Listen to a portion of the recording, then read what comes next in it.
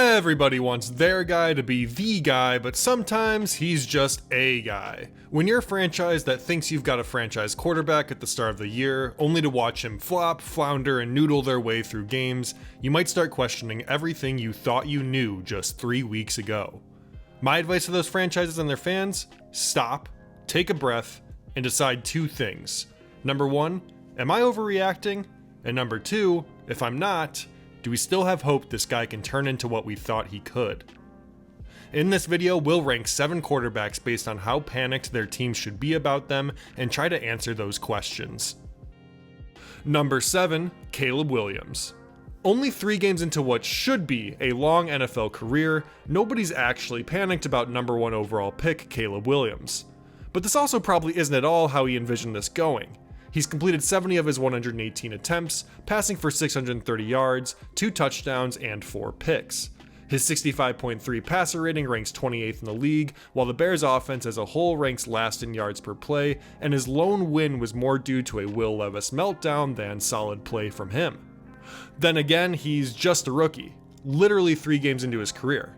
And he's shown flashes too, like that 363-yard game against the Colts. And sure, he isn't the instant cure that Chicago thought he'd be this offseason, but even some of the best guys take time to develop. And while I think this is absolutely the right mindset to have, it's a lot harder to stay rational after seeing Jaden Daniels, the 2nd pick in this year's draft, the one right after Williams in case that wasn't clear, show out and lead the Commanders to a victory on Monday Night Football. You wonder, why isn't our quarterback doing that? And then you remember all the graphics about Mitch Trubisky and Patrick Mahomes and what could have been in Chicago, where, in 2017, the Bears chose Trubisky 2nd and Mahomes went 10th to the Chiefs, and then you try to think about something else. It's not fair, but until Williams has a few unquestionably good games this season, there will always be that dark, same old Bears cloud hanging over them. But seriously, Bears fans, don't panic. Number 6, Anthony Richardson. I was pretty high on Anthony Richardson coming into this year, but it's felt like he's regressed this season. There are those big highlight plays in their close opener against the Houston Texans, which I think helped take some people off the scent of Richardson at the outset. You saw him throw insane touchdown passes, and the Colts lost by just 2 to who many consider to be a Super Bowl contender. Everything seemed fine. But after 3 games, a 49.3% completion rate, and 6 interceptions to lead the league, things may not seem so fine anymore. This was the knock on him coming into the draft, his inaccuracy and rawness in doing some of the little things that keep the chains moving. Right now, it seems like those are still his worst attributes by far.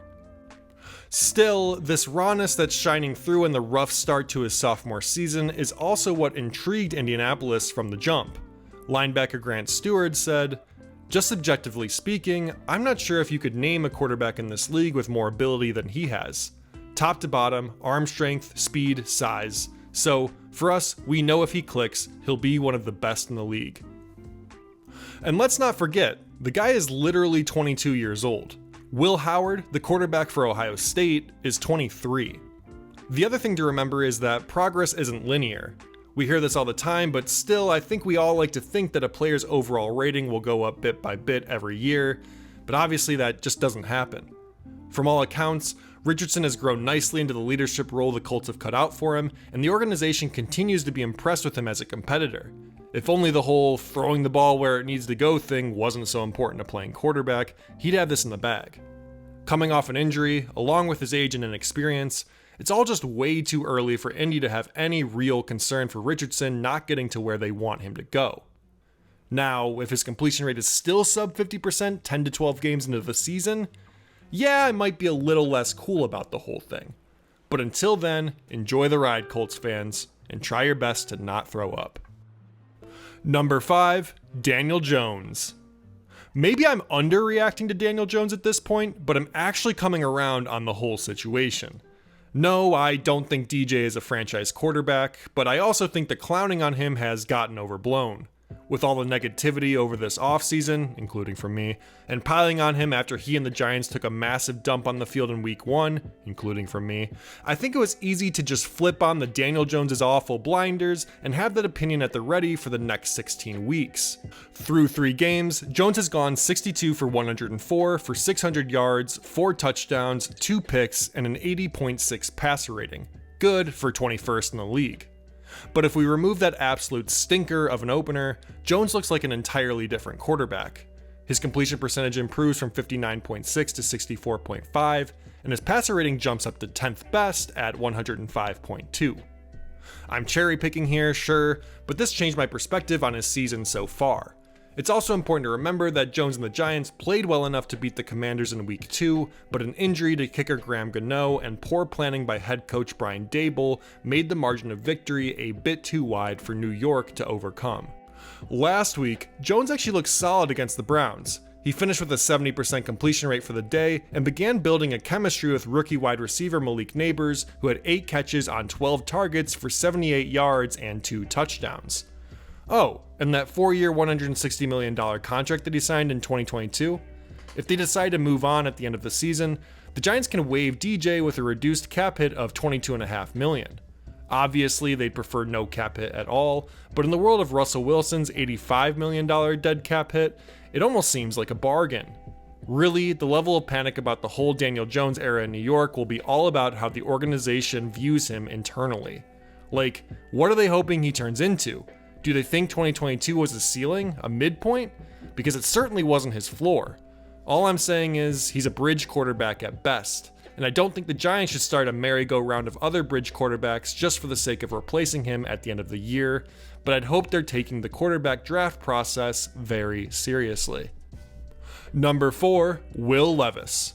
It's been an absolute disaster for Will Levis to start the year.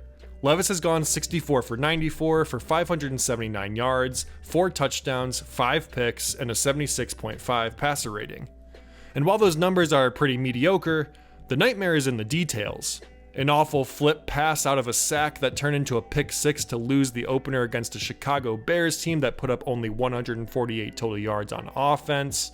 In Week 2, while getting taken down deep in Jets territory, he decided to lateral the ball to a teammate, which turned into a fumble and a lost scoring opportunity. And most recently, his Titans fell to a Malik Willis-led Green Bay Packers team, in which Levis threw another pick 6. Whenever your coach is asking you, what the fuck are you doing, you're probably doing something pretty fucking wrong. Still, I think the only cause for concern here at the franchise level is that this quarterback that this new staff acquired just isn't as good as they need him to be.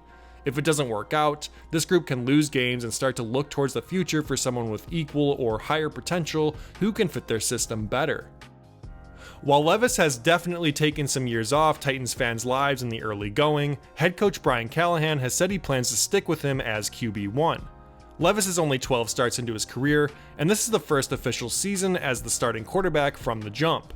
Last year, he flashed plenty of physical traits, seemingly had much better footwork, and showed a willingness to push the ball downfield into tight windows. I had high hopes for him coming into the year, but there's also a possibility he might just not have it. Fingers crossed he can get it together. Number 3, Trevor Lawrence. The palace walls suddenly feel like they're closing in on our prince who was promised. Since starting 8-3 in the 2023 season, Trevor Lawrence has lost 8 straight starts, including an absolute beatdown by the Buffalo Bills this past Monday to push the Jaguars to 0-3. Lawrence has gone 47 for 89, passing for 560 yards, 2 touchdowns, a horrible interception to Damar Hamlin, and a 75.1 passer rating.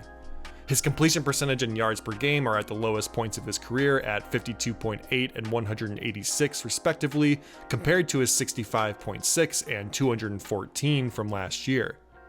Those whispers you'd hear on podcasts around, "Are we sure Trevor Lawrence is good?" have turned to just plainly, is Trevor Lawrence bad?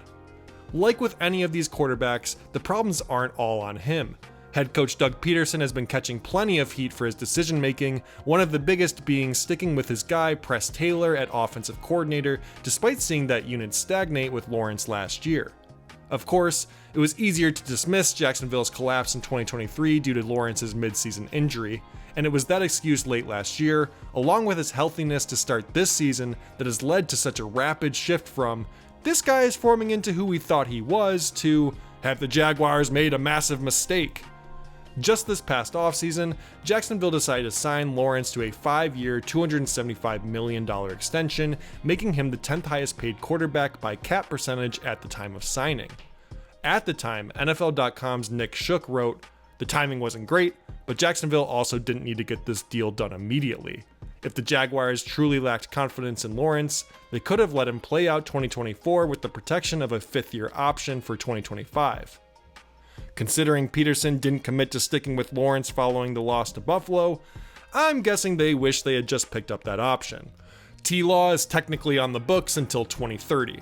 It's funny because this contract can be a real poison to this franchise if it turns out Lawrence is bad, but it could also be a real steal if he plays up to what we thought he was capable of coming out of college and the flashes he showed in 22 and the start of 23. Of course, it could just be a matter of perspective. If there wasn't so much fanfare over him, would we really be cutting him so much slack? Would Jacksonville have extended him at all? It's too late for that question to matter now though, at least for the next couple of seasons. He's locked up whether they like it or not, and the Jaguars will need to move quickly to get him back on track, or things could get ugly real fast. Number 2, Bryce Young.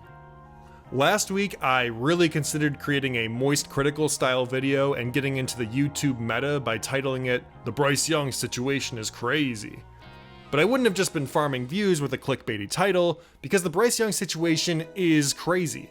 After going 31 for 56, passing for 245 yards, 0 touchdowns, 3 picks, and the league's worst passer rating at 44.1 through 2 games, the Carolina Panthers decided to pull the plug on Young and instead go with veteran Andy Dalton for week 3.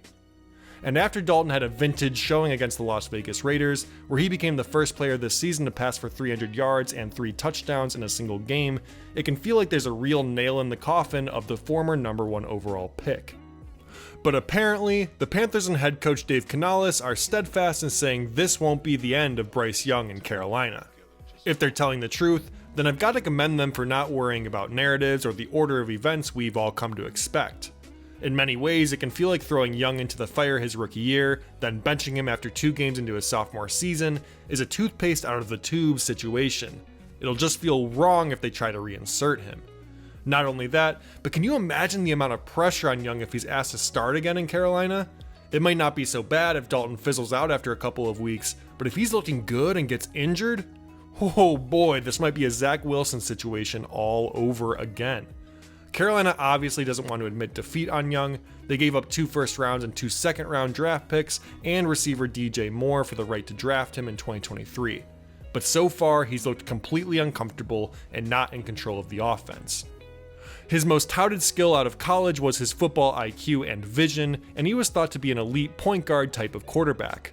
Only with a 59.3 completion percentage and more interceptions than touchdowns, questions around how much his smaller frame is affecting him are becoming realer and realer. And when Dalton came in to light it up, the argument that the Panthers are just an awful team overall that's ruining Bryce lost a lot of its grounding.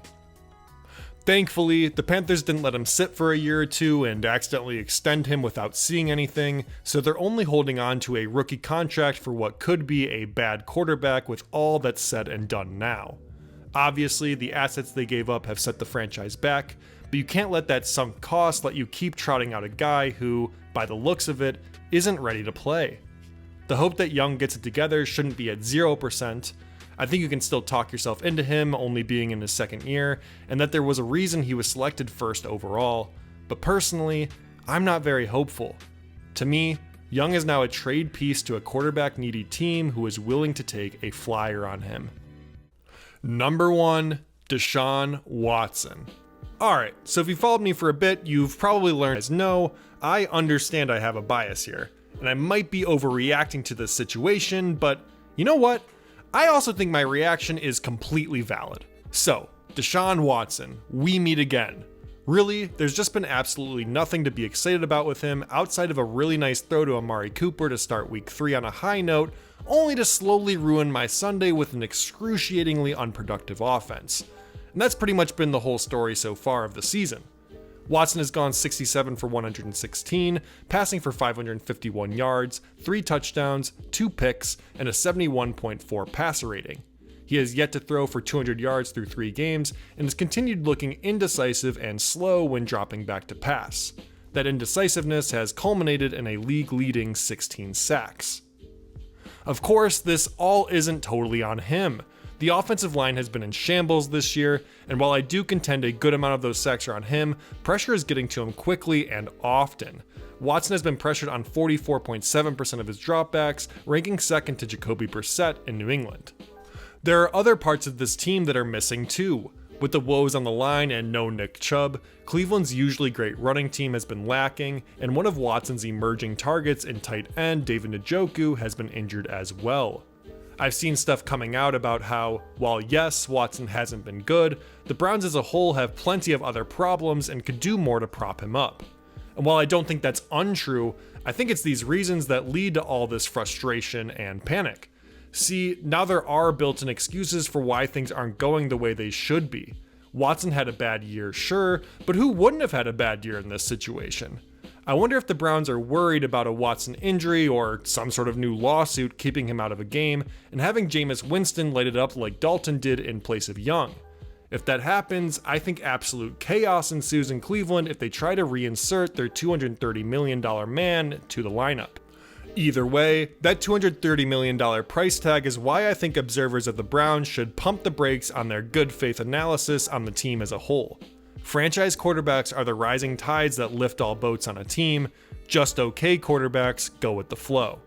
And I want to be clear that placing Watson at the top of this list doesn't mean I think he's the worst quarterback out of everyone on here, but I do think the Browns' quarterback situation for the franchise is the worst out of anyone's. It's been 4 years since Watson has had a good season. He isn't rusty, he's more like an old iPhone that's being forced into planned obsolescence. It still looks like the same old iPhone you got during the pandemic, but suddenly it's loading a whole lot slower. If the Browns do choose to move on from Watson this offseason, they can do so after June 1st for a $46 million cap hit. This isn't Russell Wilson levels of bad, but it would be a detriment to the team for the next couple years. With the situation so messy, I'm at a loss for what they'll end up doing, and I think only time will tell. But I think one thing is for sure. The Browns absolutely regret their deal with the devil.